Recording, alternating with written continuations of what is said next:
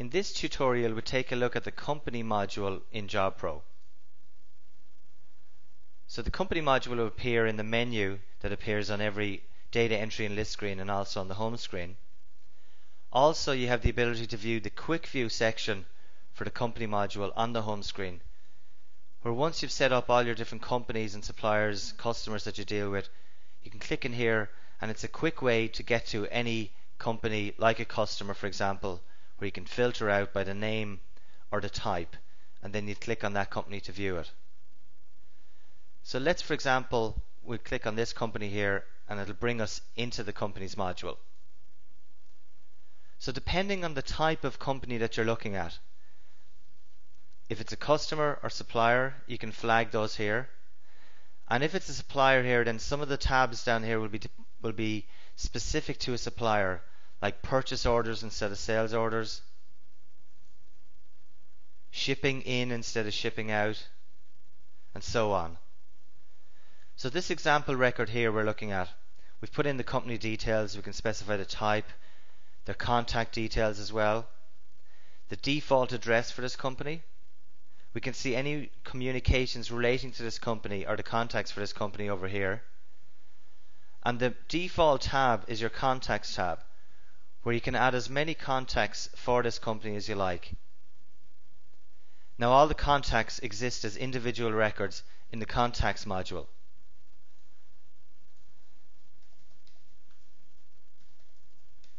So let's set up a contact. Put in some details there.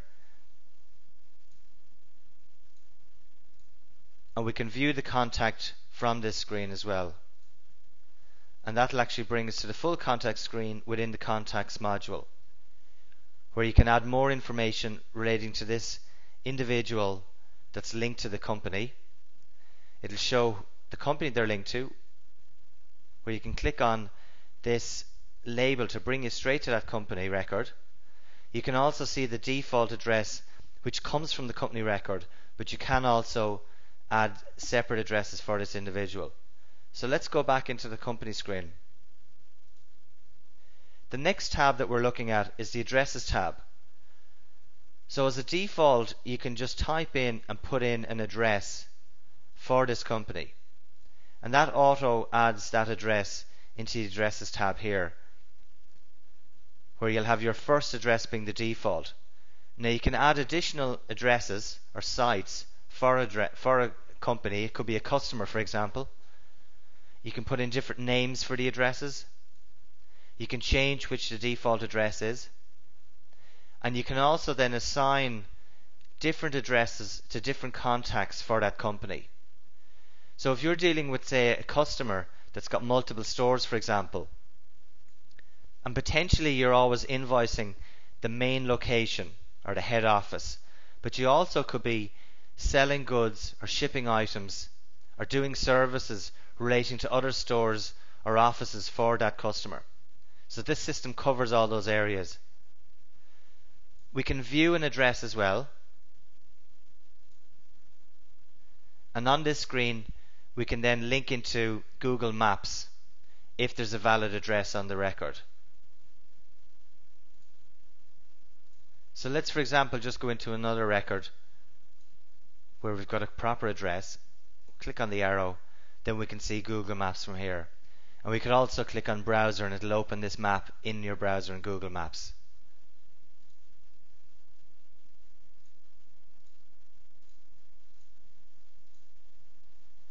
Okay, so that covers the address functionality. The next tab on the company screen is inquiries, where you can see any previous sales inquiries or existing sales inquiries relating to this company or organization. You can create inquiries and you can view the inquiries from here as well. So we create a quick inquiry. You could put in some requirements about their inquiry. You can change who the contact is that's inquiring as well from the company. Then if we go back to the company screen, we can then see the inquiry. The next tab is jobs. So this tab will show you any related jobs linked to this inquiry or this customer on this company record. you can obviously also create a job from here as well. You can specify markup rates for jobs and charge out default rates per jobs as well. Now the charge out rate can be also specific to employees. So if you leave a charge out rate blank here, then on time logs that are logged against the job, it'll use the employee's charge out rate. But if you enter in a charge out rate here, when you create a job for this company, it'll default that job to use a charge out rate, but you can also change the charge out rate and the markup rate at the job level as well. So in the tasks tab we can see any tasks relating to this company as well, where we can create tasks, find tasks that are outstanding, and so on. So let's create a quick task.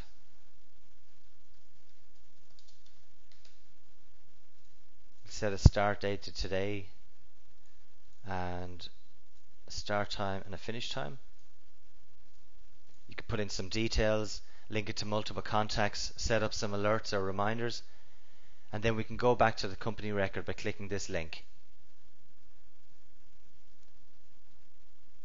The products tab is where you can specify specific pricing and also link a customer to use a certain category type for pricing as well, and give them a default discount percentage specific to that customer.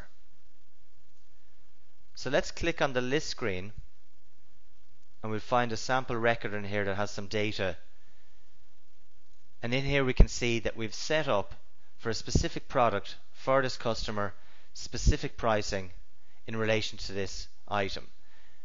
So you can add a product or a service here, and when you go into that you can specify price breaks as well. So on the right hand side of the products tab we've got a section called units and assets for this customer. Now JobPro gives you the ability to track items by serial numbers. So they could be items that you sell, like stock, or also items that you might rent out or loan out to customers. They can also be internal assets as well. But by selling items or assets to customers, like equipment, computers, etc., it means then that on the customer's record we've got a log of those items, and we've the ability then to create a maintenance or service jobs relating to equipment that you've sold to customers. So to create a service or a maintenance job, you'd simply click the plus icon in the J column or the jobs column here for any of the assets that are logged against the customer. Now besides selling items to customers that would be displayed in here, you can also introduce customer items into the system. So maybe items that you didn't originally sell them, but they want you to do a service or maintenance job on, for example. So you can click on the plus button, and then you can select the type of product or equipment that they're going to be bringing in or introducing into the system. And it'll display it in here where you can then create a job from that particular item. So the next tab displays any quotes relating to this customer, where you can create a quote or view a quote from here. A similar tab for sales orders, creating a sales order or view any previous or current sales orders for that customer. Any shipping related records, so usually that will be shipping out or drop ship records that are going direct from your supplier to the customer. But you can also have shipping in records relating to a customer. For example, if they return goods, then you'll also see those shipping records in here. The account tab relates to sales invoices and sales accounts that are set up for every customer. Now you can manually create an account for a customer when you initially set up the customer record. But if you don't, the first time you create a sales invoice for a customer, a sales account will automatically be created. And that's a separate module called sales accounts. There's a video tutorial on the sales accounts as well. So on the account tab for the customer, we can see any previous or current invoices, we can print a statement, we can create an invoice, view invoices, but we can also see some summary information to do that with their account, whether it's current, on hold or cancelled.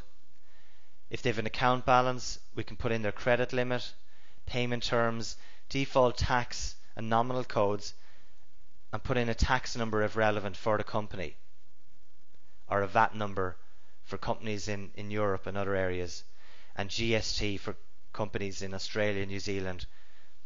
So if we want to view the account, we can click on that button here, and we're brought straight into the sales accounts module, where we see an overview of all their invoices and receipts, also receipt allocations, because you can part allocate a receipt to multiple invoices, and other information relating to the sales account.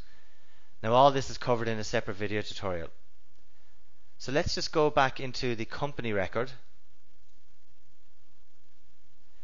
Now the sales account module was set up because in JobPro you can now treat a company or an organization as a customer, or also you can treat an individual or a contact as a customer. So instead of having to go into two different modules to see who owes you money, you'd use sales accounts for that purposes. And sales accounts are auto-generated normally. Okay, so that covers the sales account screen.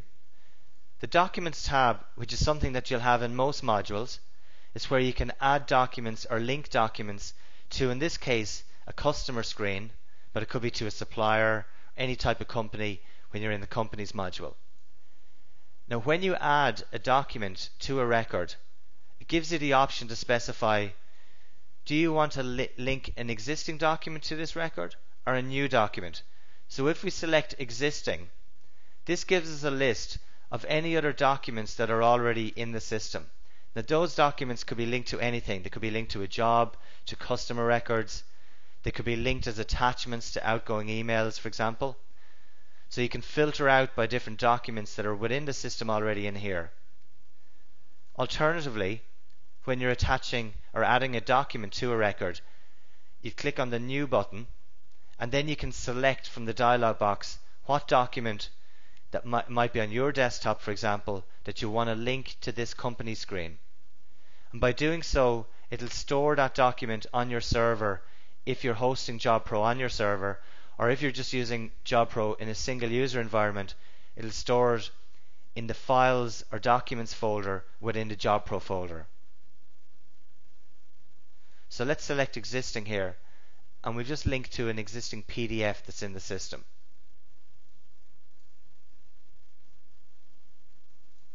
So when we do that, we can see the name of the document, its location is within the Documents module, and there are other fields over here. Now we can click on this document to view it. Now the Documents functionality is fully covered in a separate video tutorial, but just to give you a quick look at it here, we can see that there's different versions for this document. It's been used in two different places. On this record here is where we've just added to that document or to that customer screen.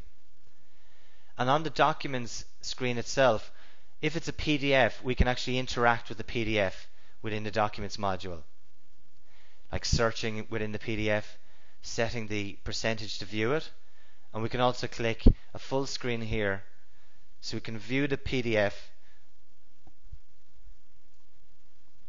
And if you've got a large monitor, obviously you can then open up the JobPro window to be bigger so you can view the full PDF in one screen. So now the quickest way to go back to the company record is either to press company up here, or we could also click on the arrow beside the company name there and we're straight back in. So the last tab when we're looking at a general company or a customer is the Other tab. And on this screen we can do things like add in any type of information, any other details relating to this company. So you can add a line, put in a heading, and put in some details here. Now there's also a groups functionality in JobPro where you can set up groups in setup, like it could be a membership or something where you might group together a number of companies into a membership grouping, or any type of group that you'd like to set up. and then you can add a group to a company record or also to a contact record.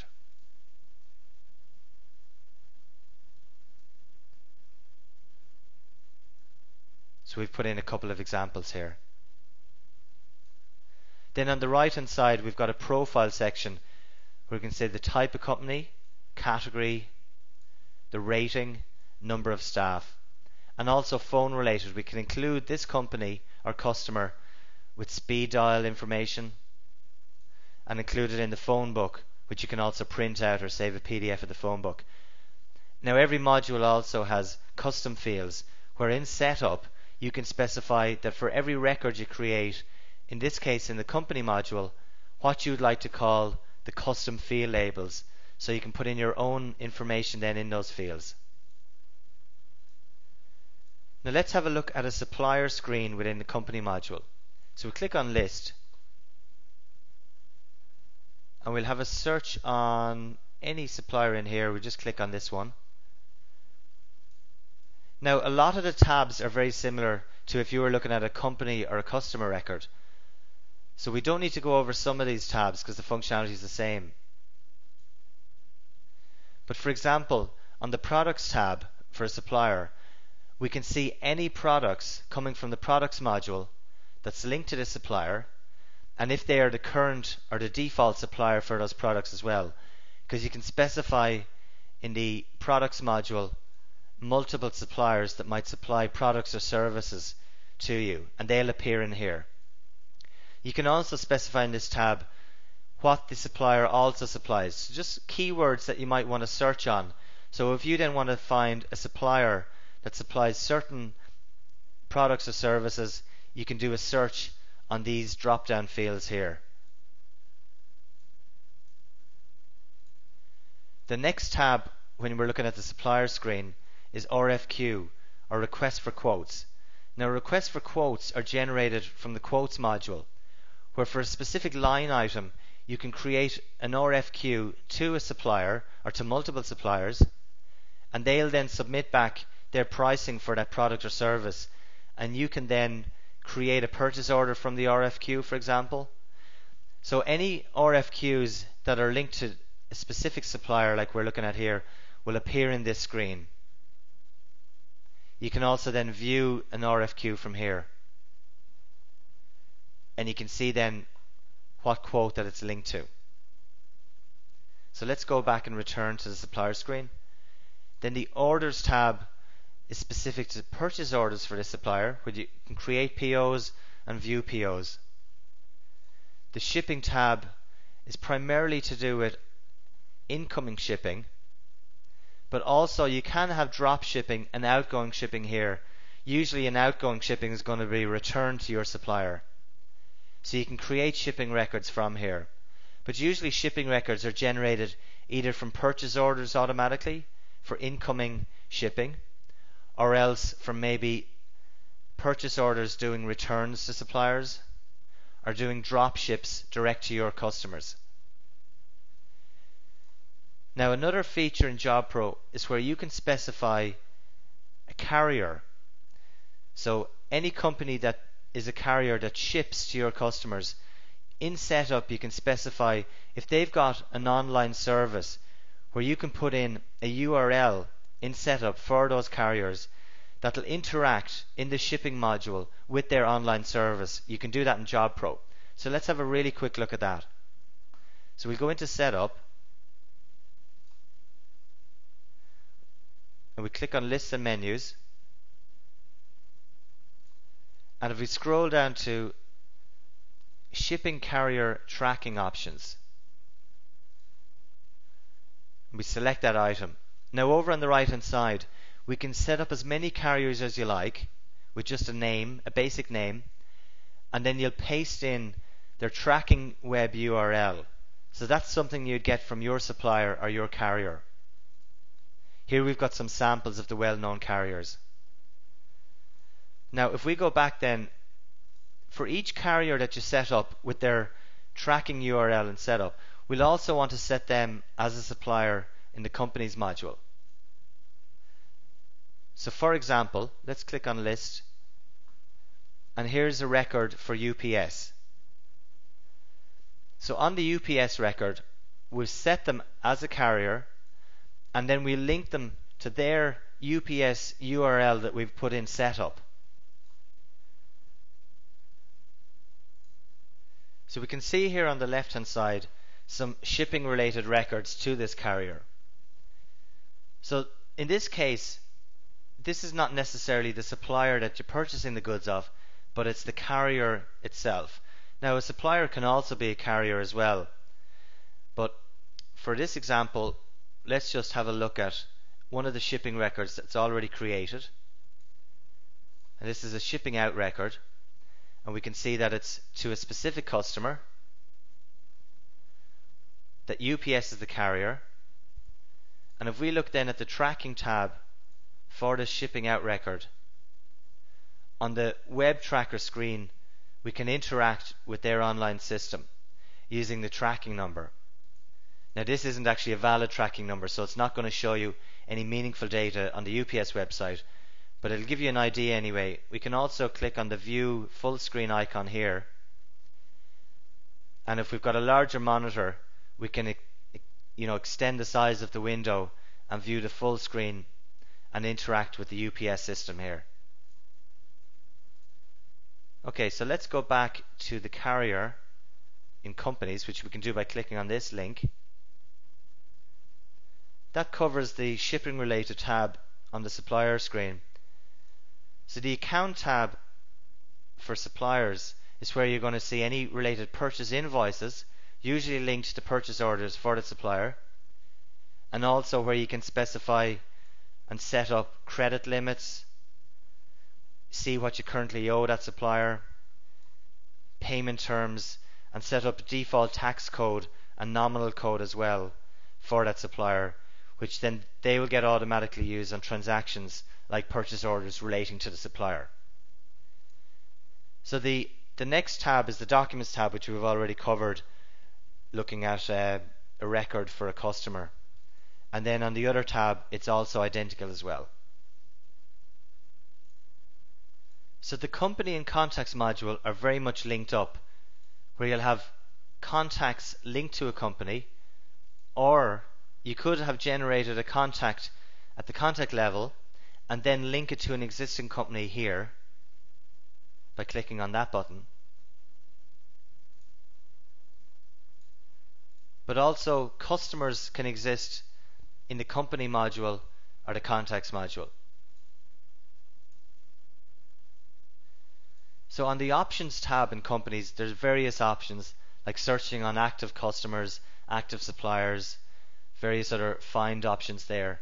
And then we've the ability for the current record, in this case we're looking at a supplier, but we could be looking at a customer, where we can create inquiries, quotations, jobs, tasks, and any other related area to do with companies, customers or suppliers in the system. Also, for the found set of records that you're currently looking at in the Companies module, you can do various things like printing labels, print speed dials, print a phone book. You can also print listing grouped by identity. These are like reports. Create a mail shot using the first contact in each record. Now there's a separate video tutorial on doing mail shots as well that'll give you more information on these options. Or create a mail shot using all active contacts for each company record in the found set.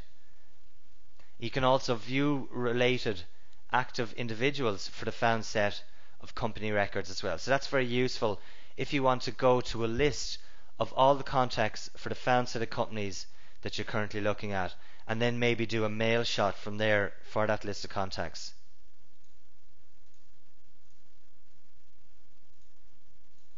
So that covers the functionality of the Company module.